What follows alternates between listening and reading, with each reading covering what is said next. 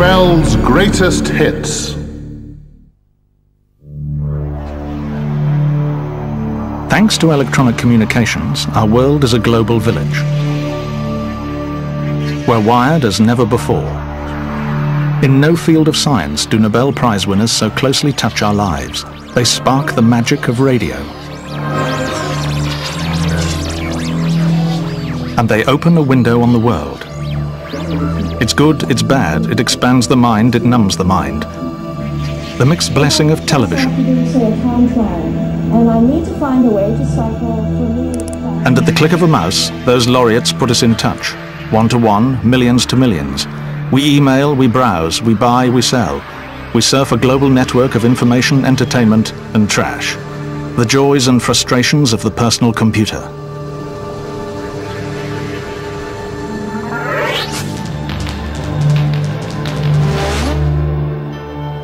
The story begins with this equipment. While others had generated and detected radio waves, even turned them into electrical signals, the first to conjure them into a workable transmitter and receiver is Guglielmo Marconi, an Italian working in Britain. He wins the Nobel Prize for Physics. In 1901, Marconi sends a radio signal from England to Newfoundland. Allaying fears that it will be lost in space, the signal is in long wave and hugs the curvature of Earth. The American Lee DeForest takes the next step in 1906. He invents the triode valve, an amplifier set in a glass vacuum. It's the making of radio. Before the triode, reception is impossibly faint. With the triode, poor signals are boosted. The trick is to accelerate a stream of electrons through a control grid carrying the incoming signal. For 50 years, the triode rules the waves. Triode valves are in every radio. As they amplify signals from thousands of kilometers away, the listener tunes into the world. Radio is the first mass medium. But how does it work? First, speech is converted by a microphone into an electrical signal.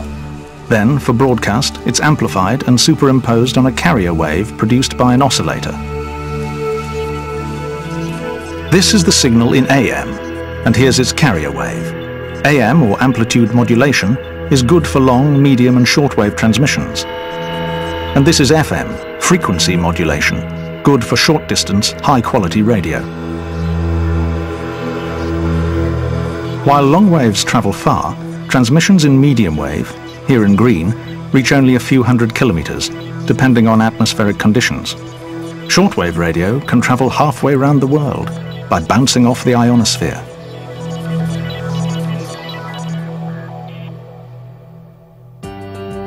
Germany's Carl Ferdinand Braun, the father of television, Nobel Prize winner for physics. He invents the cathode ray tube, a glass vacuum that from this electrode fires a stream of electrons towards a fluorescent screen. There it creates a spot of light.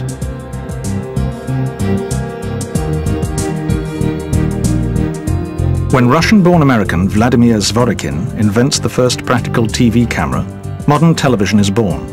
Line by line, frame by frame, that spot of light builds pictures.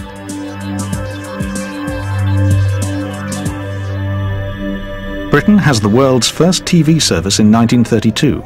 It uses a part mechanical system, later replaced by electronics. The triode valve is in every set.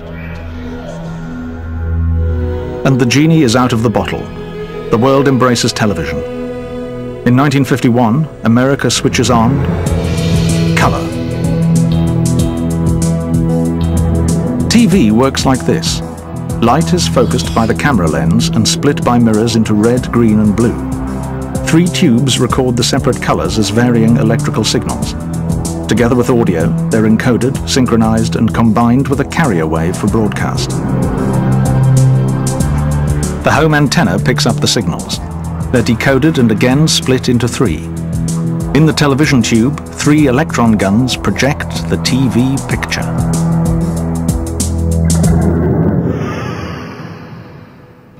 The very first transistor. By 1947, the triode valve has had its day. The transistor takes off. As amplifiers, they do the same job as triodes, but transistors use less electricity. They're reliable, rugged, and best of all, small. 3 Americans are the inventors. They win the Nobel Prize for Physics. From the left, William Shockley, John Bardeen, and Walter Brattain. Today's transistor has 3 components: the base, sandwiched between the collector and the emitter, 3 pieces of silicon semiconductor. Wired into an electrical circuit, it's the flow of electrons between the 2 types of silicon which amplifies the current.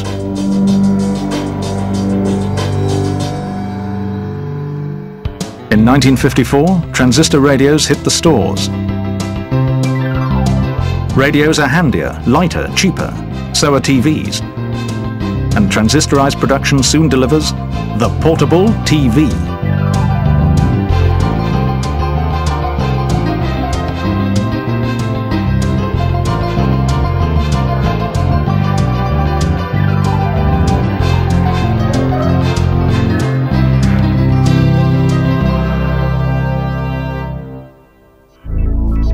As the valve that launched radio and TV, thousands of triodes are linked in arrays within the pioneering computers of the 1930s. Early machines are vast and weigh tons. They are analog computers, where numbers are represented by variable voltages. By the 1960s, computers are digital. They count in just 2 numbers, 0 and 1. And data must be fed to them on punched cards or from spools of magnetic tape. Transistors replace triodes, but these huge machines are far less powerful than a modern PC. Enter America's Jack Kilby. For work in 1958, he wins the Nobel Prize for Physics, 42 years later. He invents the integrated circuit. Known as the silicon chip, dozens can be cut from this wafer. On each chip are etched electronic circuits. Thus miniaturized, the complexities of a computer may be combined on a single silicon chip. It's the early 1970s, advent of the microprocessor, quickly followed by the microcomputer. The chip puts a PC on every desk. In no time, the chip miniaturizes all electronics, including the pocket TV. With computers, Apple Macintosh introduced the mouse in 1983. Suddenly, computing feels natural, and as PCs grow cheaper, smaller, and more powerful, they're everywhere. The late 80s and the laptop. The cathode ray tube is out, the flat screen is in, thanks to liquid crystal display.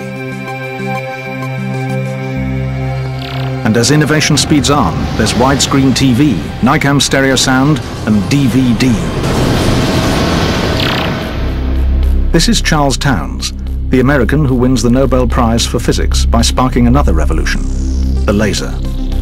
The laser generates a concentrated beam of light. Just as a copper wire conveys electrical signals, the laser beam carries information. Feed that beam into an optical fiber, and you have an information highway. Make bundles of those fibers, and you have a superhighway, carrying far more information than copper wires.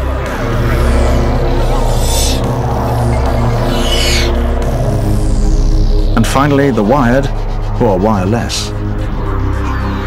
Satellite communication is one of the great triumphs of electronics.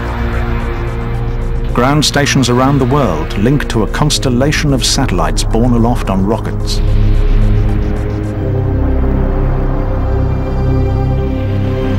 Delivered to geostationary orbit thousands of kilometers above the surface, artificial satellites bounce terrestrial transmissions back to Earth. From TV station to domestic receiver, from continent to continent, our planet is wiring up. In the words of Arthur C. Clarke, this is the nervous system of mankind.